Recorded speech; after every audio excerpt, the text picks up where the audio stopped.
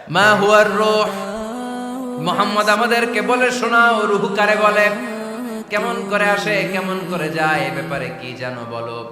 2 number প্রশ্ন, মান হুম আসহাবুল কাহফ, আসহাবে কাহফ সম্পর্কে কি জানো। 3 নাম্বার প্রশ্ন, মান হুয়া যুলকারনাইন, যুলকারনাইন বাদশা সম্পর্কে কি জানো। আল্লাহর হাবিব সাল্লাল্লাহু আলাইহি ওয়াসাল্লাম বললেন গাদান উজিবুকুম, আগামীকাল বলে দেব।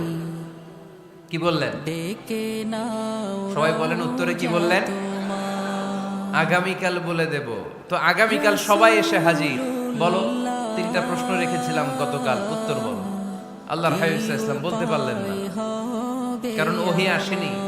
তিনি ছিলেন ওহী নির্ভর, ডিপেন্ডেন্ট অন ওয়াহি, dependent on revelation, guided by the ওয়াহি।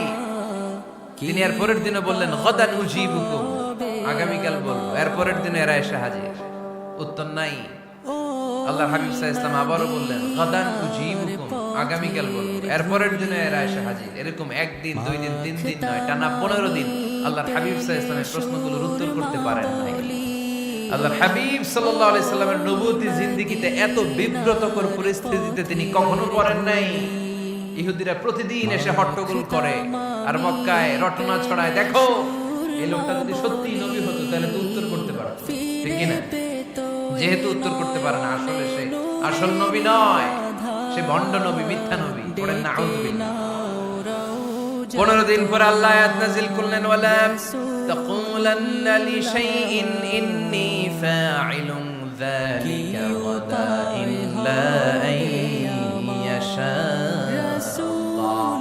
ও নবী, ভবিষ্যতের ব্যাপারে সামনে থেকে যখন আপনি ওয়াদা দিবেন, ওয়াদা দেওয়ার সময় ইনশাআল্লাহ শব্দটা মিলিয়ে দিবেন।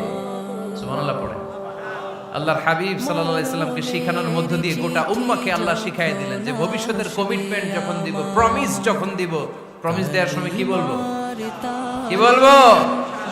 আল্লাহর হাবিব সাল্লাল্লাহু আলাইহি সাল্লাম ইনশাআল্লাহ বলতে ভুলে গিয়েছিলেন। এজন্য 15 দিন, টানা 15 দিন ওহী আসে নাই।